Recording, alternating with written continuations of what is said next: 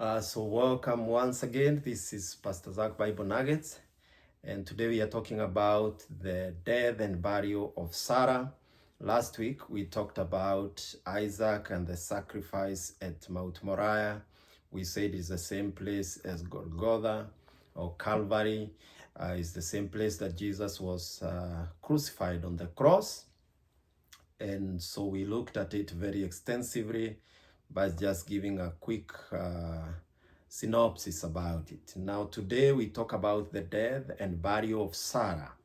And it's a very important event. It's a short chapter, but we may not be able to combine it with any other today because the next chapter, chapter 24, is quite a long one, and so it needs to stand by itself.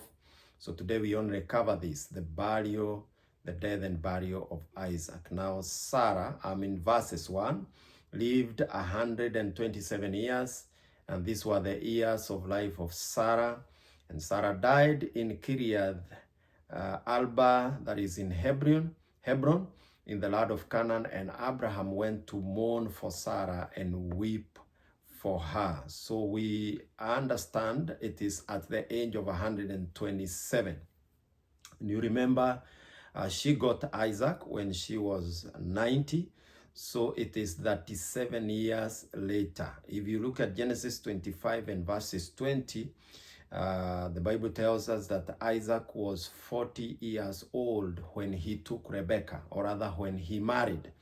And that helps us to understand this looks like just 3 years before Isaac married. Why am I saying this? Because he married at 40, and according to Genesis chapter 23 and verses 2, Sarah dies at 127. So you get the maths there. So it was 37 years after the birth of Isaac. Isaac marries at 40, so the gap there is only 3 years. It's good to highlight that so that we also understand the time that we are talking about. The Bible records the death and burial of Sarah extensively, such that we even know at what age was she when she died. So we are told that Abraham went to mourn for Sarah and weep for her. And this weeping, if you look it up from the original Hebrew, it means crying great tears, or crying until you have no more tears to cry. That tells you that Abraham loved his wife so much, and we know it, we can see it even by the way they relate. But then verse 3, the Bible says, then Abraham rose from before his dead and spoke to the sons of Heth, saying, and before we go to verse 4, it's good to ask ourselves whether we understand what that verse means, because the Bible sometimes puts us in a situation where we have to understand the culture to understand the word. Before you understand the wordings in the verse, you probably have to understand the culture. Which culture am I talking about here? In Hebrew is that when your loved one died, you had to be by their side. So that's why the Bible says that he rose from before his dead. So he was the one who was in charge.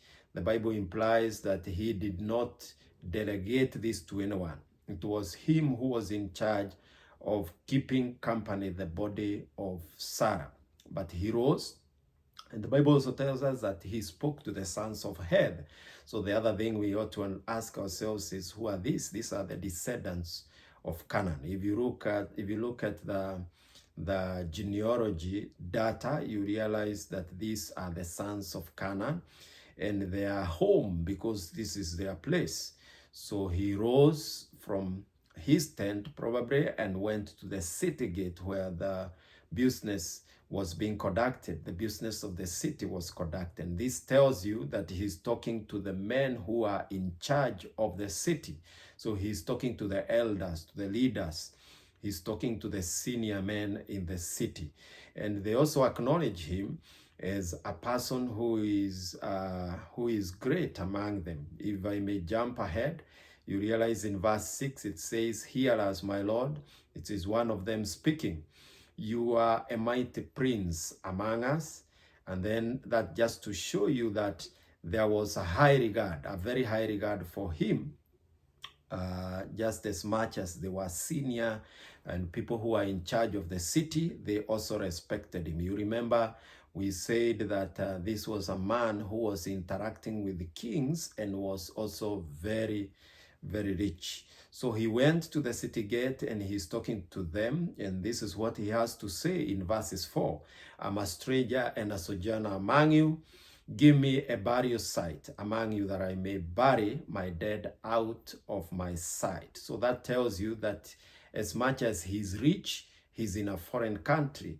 So this has two meanings. One, it is the physical, that he's saying, I don't belong here. I was not born here. I do not possess land here. I live in tents. He lived like a nomad. He was taking care of his livestock and his wealth. He had a lot of wealth, including camels.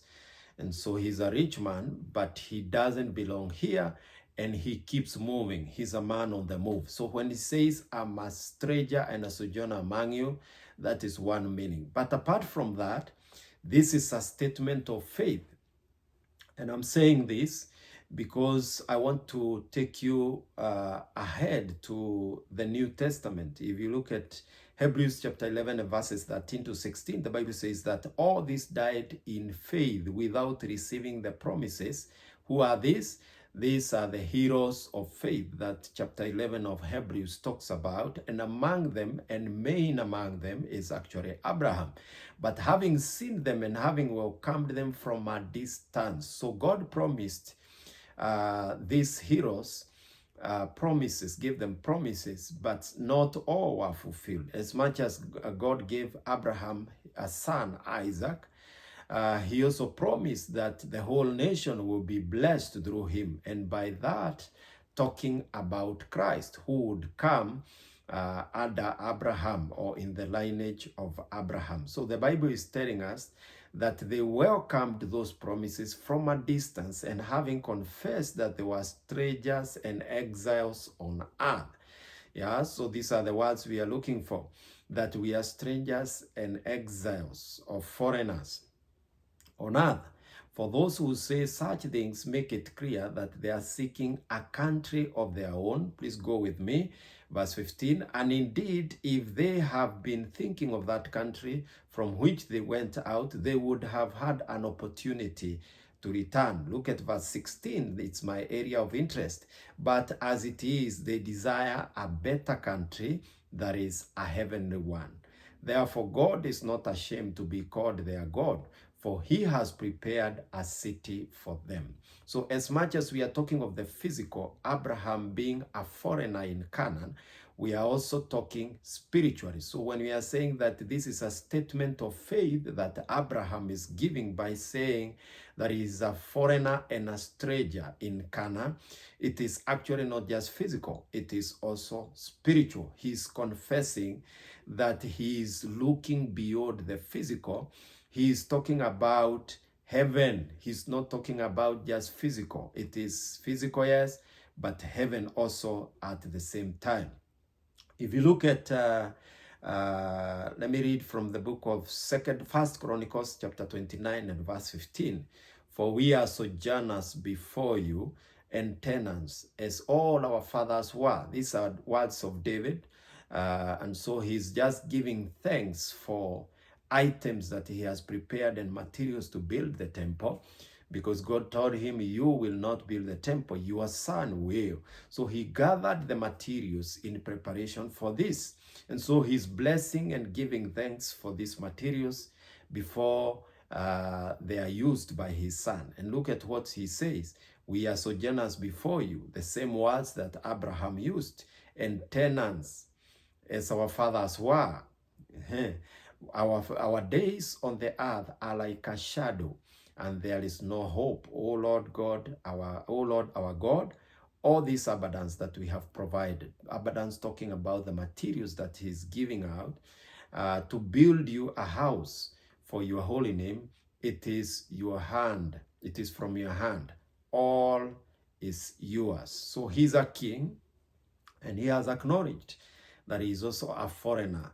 he is also a tenant that lives in a place that belongs to God. That reminds me of what Moses also said. Look at Leviticus 25 and 23. And he's talking about the Lord in the nation of Israel. He's giving them instructions and the words that he had been sent by God to relay. And he says, Leviticus 25:23, the Lord must not be sold without reclaim, because the Lord belongs to me, for you are foreigners and residents with me. So God says, you are living in my place, you are living in my space. As much as you want to have land, you cannot just sell it indefinitely. It must have a reclaim. So when it's talking about reclaim, it's about Jubilee. So at Jubilee, a land used to revert back to the owners, family owners. And in fact, if a poor man sold land and he was not able to redeem it, at Jubilee it was supposed to go back to him, because God said, you cannot sell land indefinitely. The land belongs to me. And I don't know what you would think if someone tells you of the land that you actually hold a title deed, and someone tells you it doesn't belong to you. And you know what? That is true. It doesn't belong to you. Why am I saying this? Because how long will you live? How long can a lifespan of a human being be? Yet this land has been here since the creation of the world, and it will continue to be here many years after we depart. So even when we have a variable piece of paper called the title deed, the truth is the land and everything that is in it belongs to God. So Moses says that don't sell it without a reclaim. Why? Because the land belongs to God. And I think it's the same attitude we are supposed to be having today. But I want us to go back to our context, because we are talking about the burial and we need land for this. The reason why we are discussing this is because Abraham actually has gone to the descendants of Canaan, the sons of Heth, at the city gate where business is being conducted. And what is the purpose? You want to buy a gravesite for his beloved departed wife. So verse 4, I am a stranger and a sojourner. We said that's a statement of faith. Verse 5, the son of Heth answered Abraham, saying to him, hear us, my Lord, you are mighty prince among us. Bury your dead in the choicest of our graves. None of us will refuse you his grave for burying your dead. So the conversation has started, and we are going to see how it unfolds down there. But it's a conversation about buying a gravesite. And this reminds me of the way business is conducted at a meeting of dowry payment. It is something similar to this. You may think they want to give it for free, just like when you go for dowry payment and you are told, oh, you have our daughter and we cannot say no. And so you may think it's going to be free. Yet they are saying we are getting ready to negotiate. It's the same thing here. So they are saying none of us will refuse. So Abraham rose and bowed to the people of the land. And we said that they respect him a lot, but we are seeing mutual respect between him and the sons of Heth. And verse 8, he spoke with them saying, if it is your wish for me to bury my dead out of my sight, hear me and approach Ephron, the son of Zohar, for me. So he has already identified a place. So he's only coming to formalize it at the official business office of the city. He's meeting the right people. He's meeting the council. And so he says, approach Ephron, the son of Zohar, for me, that he may give me the cave of Machpelah, which he owns, which is at the end of the field, for the full price. Let him give it to me in your presence for a burial site. So he also speaks the language of giving, but we say it's just a respectable way of approaching it, but it is nothing to do with free gifts. He's ready to purchase And as we'll see later, as much as they sound like they are ready to give, they are also ready to sell, and in fact sell at a high price. Look at verse 10. Now Ephraim was sitting. So he's talking of a man who is also sitting among the sons of Heth. So he's there in this sitting. And Ephraim the Hittite answered Abraham in the hearing of the sons of Heth, even all of who went at the gate of his city, saying, we are in verse 11. Now my Lord, hear me. I give you the field, and I give you the cave that is in it. In the presence of the sons of my people, I give it to you. Bury you dead. So like we said, there is nothing like free gifts here. It is a transaction that is just starting. So we see that in, if you look at verse 12, and Abraham bowed before the people of the Lord. He spoke to Ephraim in the hearing of the people of the Lord, saying, if you will only please listen to me, I'll give the price of the field. Accept it for me, that I may bury my dead there. Then Ephraim answered, saying to him, my Lord, listen to me. A piece of land worth 400 shekels of silver. What is that between me and you? In short, Abraham is like saying, I've identified a cave, and in fact, I don't want to interfere with anything else. You can continue with your farming. You can continue with what you're doing with the land. I just want the cave. But this man rises and says, you know what? You cannot take the cave in a very polite way. You cannot just take the cave without taking the land. Why am I saying that? Look at verse 11. Now, my Lord, hear me. I give you the field, and I give you the cave that is in it. In the presence of the sons of my people, I give it to you. Bury your dead. So in short, he's saying, I have no objection. I can sell you the cave, but please get it from me. You cannot buy the cave by itself or in isolation. You also need to buy the field together. So Abraham understands it, and he says, I'm going to take it. So if you look at verse 14, then Ephraim answered Abraham, saying, my Lord, listen to me. A piece of land worth 400 shekels of silver. What is that between me and you? In short, just like we said, what happens in dowries is that people put it like it's so easy, we have nothing to contend about, but they are putting their price. You know, I once attended one of those dowries, and there was a discussion about the number of goats that needs to be presented, the number of bulls, the number of rams that needs to be presented, the heifer, and they are listed, and you are given the number of each. And then the other men on the other side will start negotiating and saying, now we understand you want 100 bulls, and we also know that each bull is probably worth 5,000, and the other ones will say, no bulls are worth that little. A bull is worth 100,000.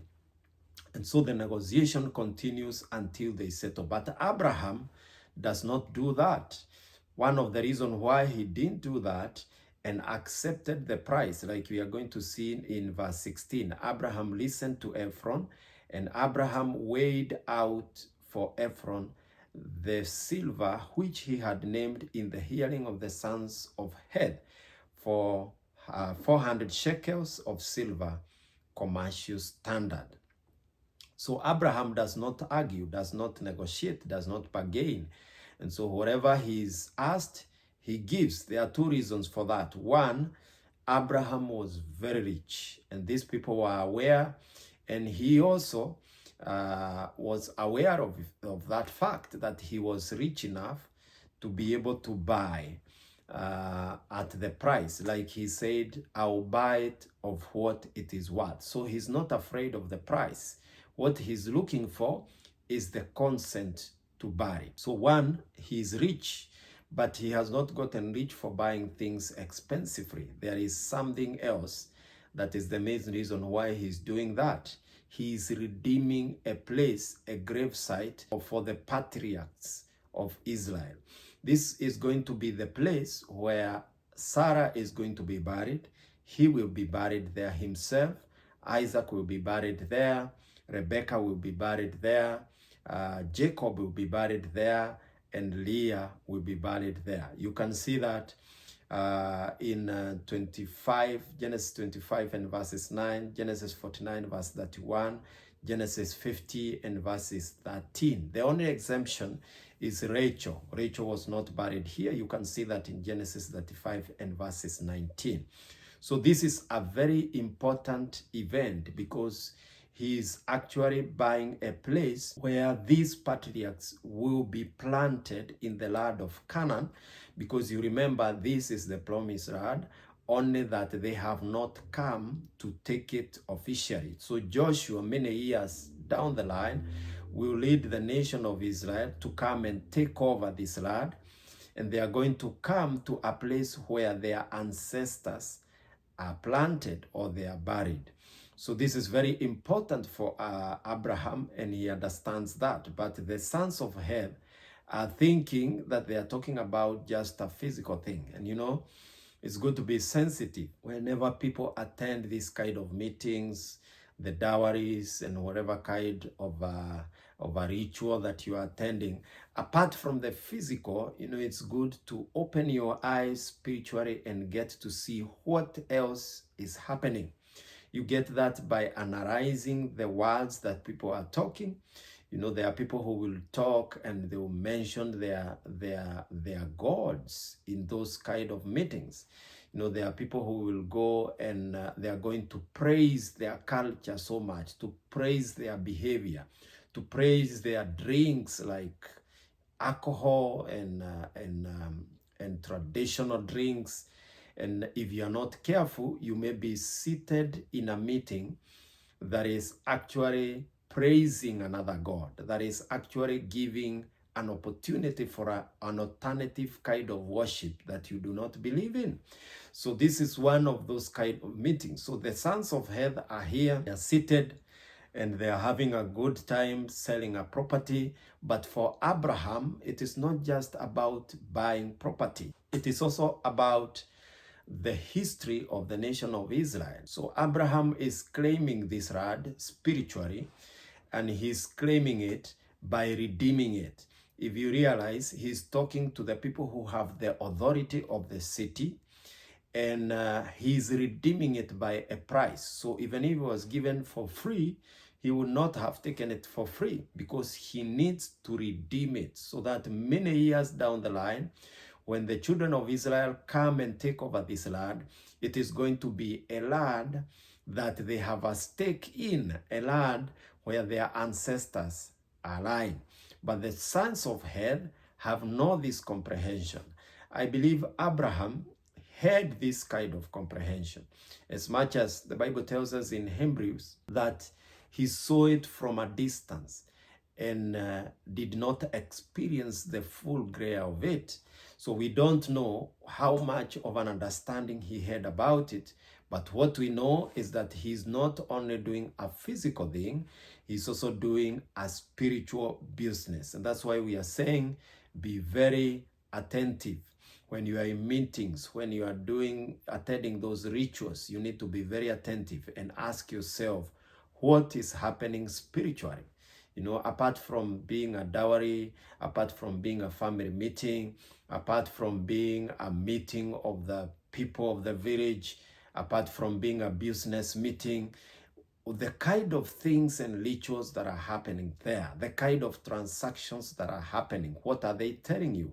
Are they sending a spiritual signal so that you do not sink yourself into something that you do not believe in, or something that is a different kind of worship, so that you don't worship an idol without knowing? Going back to our text, the Bible talks of commercial standard, and being a Bible study, it's also good to look at that, because in 16 it says, Abraham listened to Ephron, and Abraham weighed out of Ephron the silver which he had named in the hearing of the sons of Heth 400 shekels of silver. This was probably a high price for that piece of land, but Abraham did not bargain. But what is the meaning of this commercial standard? Because in those days, merchants maintained the shekel as the standard weight of value for business transactions. So a shekel weighed less than half an ounce. And you remember shekel in the Bible, also in the New Testament. We are seeing it even when people are giving offerings. So in these times, before the establishment of coins, then these precious metals were weighed, and people had different kind of scales. But we are told in this one that they used the one that they are calling standard measure. It's the one that was used for business in the city, the commercial standard, meaning a fair one. Why are we told this? Because in those days, there are people who had different kind of weigh scales. So when you come to buy, there was a different set of scale that was used. And when they want to sell the same, they use a different scale altogether. But we are told in this one, it was a commercial standard, meaning it was a fair one. It was a fair transaction. Verse 17, so Ephron's field, which was in Machpelah, which faced Mamre, the field and the cave, which was in it, all the trees which were in the field that were within all the confines of its borders were deeded over. A very important word. They were deeded over. And the same word is used in the last verse. So I want to read that whole part together. To Abraham for a possession in the presence of the sons of Heth. And notice the word possession. So Abraham has started possessing the land of Canaan, but the Canaanites are only seeing a piece of land. But for Abraham, it is a seed that has been planted, and so it's starting to grow.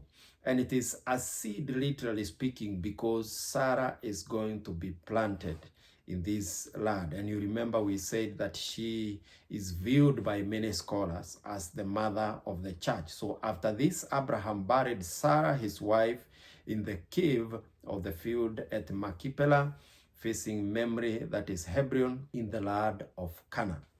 So the field and the cave that is in it were deeded. The word deeded repeated once again over to Abraham for a burial site for the by the sons of Heth. One thing we need to realize is that he's actually transacting with the right people, the people who have authority of the land, the people who are supposed to transact on behalf of the land. So in short, he is redeeming this land beforehand, so that by the time Joshua comes with the Israelites and they are coming to take it over, they will take it over with legality. Why? Because their forefather, Abraham, has redeemed it. The word deeded here is symbolic. It means that he is taking over. He is having a rightful ownership of the land. And who are the people who are doing it? It is the descendants of Canaan, the people who are authorized to do that. So that tells you something. And I want to conclude at this point that faith acts before fulfillment. You know, there are times when God will give us promises, and sometimes we feel like we have very little to offer. We feel like the promise is too big for us, and what we have in our hands is just something simple. You know, the whole chapter of Hebrews chapter 11 talks about faith.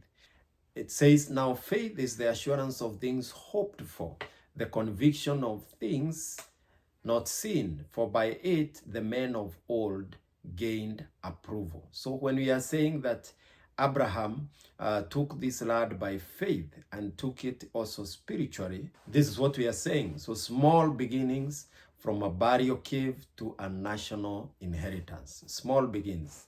And I want to encourage you, if there is something that you feel like it is too small, like it doesn't even make sense, like you are not able to magnify it enough, like you're wondering whether it really fits the kind of a dream that you have, you know, just like Abraham, he started from a burial cave. And you know, the sons of Heth by themselves said, no, not just a cave. we want to give you the land, the whole land together with the cave. And Abraham said, it's fine, let me take it. I'm going to redeem it, and I'll redeem it at the price at which it's worth. But from that small beginning, then it becomes a national inheritance for the nation of Israel. Why? God had promised, and you remember, he said that he has given the land of Canaan to them, that is to the Israelites, as an everlasting inheritance. And so eventually they are going to take it, but it is something that God had given them beforehand. And God promises go beyond death. God promises go beyond our reach, because we are limited. Man is limited, one, by the number of years he lives, and number two, also by the comprehension that he has.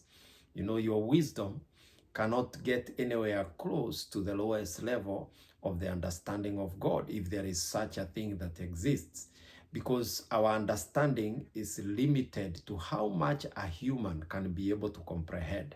But God is all-knowing. So God promises beyond what we can see. He goes beyond death. He goes beyond our lifespan. He goes beyond what we can imagine. As I come to the conclusion of this, I want to mention about this location which was bought by Abraham, because it's some place that you can actually visit today. This cave that he bought, it's a place that you can actually visit.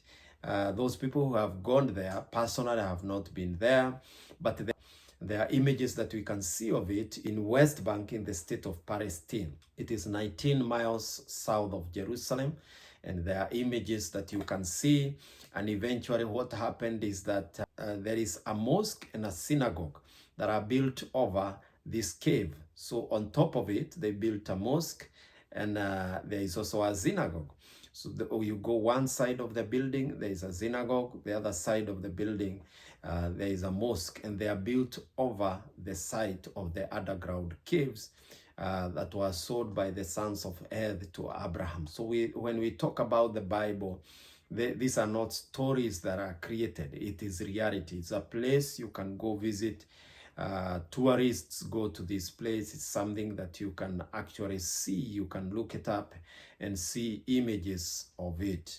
And that is just to tell you, like, when Abraham bought this place, when Abraham bought this cave, it was not just buying another piece of land. It was monumental. It was something that will be a landmark for the rest of the days that this world will be in existence, because it's an area of interest. And it's also a sign, like God told Abraham, that I'm going to bless you, and you're going to be a father of many nations, both physically and also spiritually. And that's why we are saying that on top of that cave, on to where Abraham himself was rested, like we are going to be seeing later in chapter 25, is that he's buried by his son Isaac, and together with his son Ishmael together. But he becomes a father of many nations, including when he remarried later, when he married another wife called Keturah, and got 6 sons with Keturah. Over a short period of time, that 5 years, he got another 6 sons. And so he is a father of many nations, many nations. It's seen, by the way, on his burial site. There is a synagogue, and there is a mosque on top of it, like to show you that's how wide he went, both in terms of faith, both spiritually and physically. He's a man that was broad, because below him, these generations have been established. We come to the end of chapter 23. Next time, we'll be looking at the bride for Isaac. That is chapter 24. Like we said, is the longest chapter in Genesis. And so we are going to be looking at it next time. It has 67 verses. We'll be looking at that next time, before again we look at the death of Abraham in chapter 25. Once again, I welcome you to share these expositions with your friends, with your family. Remember to subscribe and to hit that notification button. And blessings to you. See you next time.